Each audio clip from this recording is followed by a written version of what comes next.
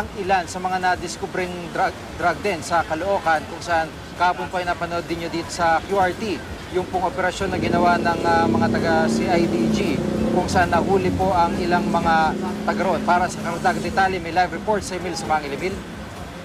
Magandang hapon, Jiggy. Sinibak sa pwesto ang President Commander ng Caloocan PNP na nakakasakop sa tinaguriang kalye droga sa Tala, Caloocan na niraid ng PNP CIDG kahapon. Sa eksklusibong panayam ng GMA News kay Police Chief Inspector Arol Macawili, tanggap daw niya ang kautusan na ito ng Chief of Police ng Caloocan na si Senior Superintendent Bartolome Bustamante. Paretiro na sa serbisyo si Macawili ngayong taon na nirelieve sa posisyon habang gumugulong ang investigasyon ng Binoong Task Force kaugnay ng kalye droga. Sisiya sa ating Jiggy ng Binoong Task Force ng PNP kung papaano lumaki at naging malagas ng ganoon ang mga drug den. Kasama sa sisiya sa atin ang mga opisyal mula Tanod, Kagawad at Barangay Chairman, mga miyembro ng Caloocan Police at Northern Police District. Kanina, Jiggy, binuwag na ng mga barangay staff ang ilan sa mga drug den na nadiskubre. Sumali dyan yung mga residente. Ang City Hall ng Caloocan isasangguni sa Legal Office at sa Assessor's Office ang usapin hinggil sa paglulunsad ng total demolition. Lumalabas daw kasi na mayroon pang mga lehitimong may-ari ang mga property na ito na tinayuan nga ng mga drug dens. Pero bukod sa dinemolish na ang ilang bahagi ng mga drug den, Jiggy, pinabarikad na ngayon ng City Hall ang mga ito at pinapabantayan na ng mga kagawad ng Caloocan PNP para hindi na muna mapasok ng kung sino-sino. Inanunsyo rin ng lokal pamahalaan ng Caloocan ang paglalaan ng reward money sa sinumang makapagbibigay ng impormasyon para matukoy ang mga nasa likod ng drug den na ito. Binalikan din kanina ni Mayor Oscar Malapitan ng Caloocan Police at ng Chief of Police nito ang isang vacant lot sa kalye droga. Sa impormasyon kasi, sinasabing dito ibinabaon ang ilan sa mga undercover police officers at asset na mayroong mission order sa lugar pero hindi na nakita at nakalabas pa sa area. Mag-a-apply ng warrant at permit ng City Hall ng Caloocan para hukayin ang bakanting lote na ito. Jiggy. Ibig sabihin, Emil, parang kung ihalin tulad natin to, parang ito rin yung na-discovering drug den dito sa may Pasig dati, yung Shabu-Changi, kung saan pinaniniwalaan yung ilan sa mga asset ay ibinaon din ng buhay. So ito ang target ngayon ng PNP para hukayin kung meron ba ibinaon dyan sa mga bakanting lote na yan. Tama yan, Jiggy, dahil pinagbatayan nila yung mga sumbong at information mula doon sa mga residente. Actually, ito mga nakalipas na araw daw bago ilunsad yung raid, may nakapagsumbong na rin sa Caloocan Police na di umano ay may ibinaon o may inilibing na naman doon sa area na aking binabanggit mula rin sa mga residente ang impormasyon na ito. So, nababahala na itong lokal na pamahalaan ng Caloocan, maging itong Caloocan Police.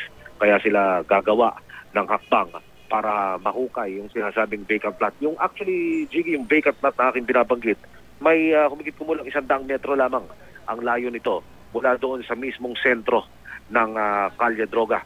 At sinasabi nga ng Assessor's Office at ng City Legal Officer kanina nakasama natin sa isinagawang inspeksyon na mayroong lehitimong may-ari nito at tinaalam na nila kung sino para makapag-apply nga sa korte at mailunsad yung balak nilang ipahukay ang vacant lot. Jiggy. At yung presinto dyan, may presinto dyan eh. Gano'ng kalapit o kalayo yung presinto, yung kinatatayuan nito? Kasi yung nabanggit mo, tinanggal na rin sa pwesto yung precinct commander. Actually, nung nakausap nga natin, Jiggy, si Chief Inspector Macawili, siya'y gulat na gulat at lumalabas na nauna pa sa media, nauna pa si Chief of Police Bustamante at si Mayor Malapitan na sabihin sa media yung kautusan na kanilang inirelease na simbakin itong si Macawili. Pero gaya nga ng aking panayam, tanggap niya raw yun. Paretiro na siya actually ngayong buwan na Jiggy, pero tanggap niya raw yun at kasama sa kanyang tour of duty. Anyway, yung sinasabi ng stasyon ng pulis kung saan siya ay dating namumuno ay kung lalakarin mo, humigit kumulang 10 minuto lamang ang layo. Yung mga residente na nagsasabi na kung maaaring araw-arawin ang paglulunsad ng roving, pati na yung operation, yung paglulunsad ng police operation sa lugar para tuluyang matuldukan itong operasyon ng kalye droga. Ito naman ay pinangako sa atin ng pamunuan ng Caloocan Police maging ng Northern Police District. Sige. Oo, at dapat si Makawili hindi na rin malungkot kasi AOR niya yan at harap-harapan, kalye droga pa yung tawag. Hindi ba dapat talagang alam niya, kabisado niya yung area na yan, lalo pat sikat na sikat doon sa tawag niya na kalye droga.